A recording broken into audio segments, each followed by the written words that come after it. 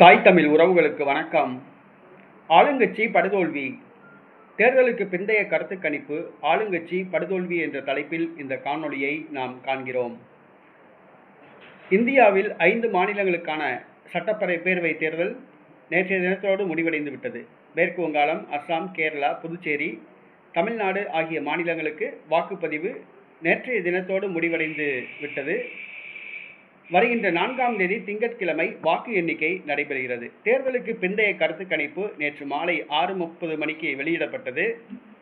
அதில் India today, axis India ஆகிய நிறுவனங்கள் நடத்திய கருத்து கணிப்பில் ஆளுங்கட்சி படுதோல்வி என தெரிய வந்துள்ளது. கேரள மாநிலத்தில் கடந்த 10 ஆண்டுகளாக கம்யூனிஸ்ட் கூட்டணி ஆட்சி செய்து வருகிறது. கேரளாவில் பொதுவாக 5 ஆண்டுகளுக்கு ஒரு முறை ஆட்சி மாற்றம் நடைபெறும். ஆனால் கடந்த முறை ஆட்சி மாற்றம் நடைபெறவில்லை. கம்யூனிஸ்ட் கட்சியே 2வது முறையாக வெற்றி பெற்று ஆட்சி அமைத்தது.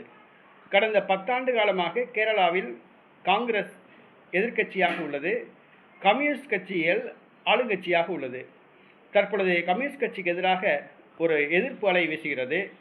மொத்தமுள்ள 140 தொகுதிகள், 90 தொகுதிகளில் காங்கிரஸ் கூட்டணி வெற்றி பெறும் என்று அந்த கருத்து கணிப்பில் தெரிவிக்கப்பட்டுள்ளது.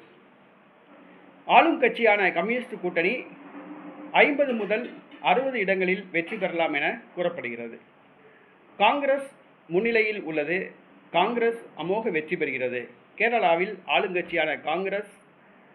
ஆளுங்கட்சியான கம்யூனிஸ்ட் கூட்டணி படுதோல்வியை சந்திக்கிறது. 10 ஆண்டுகளுக்கு பிறகு காங்கிரஸ் எழுச்சி பெற்று மீண்டும் ஆட்சியை அமைக்கின்றது.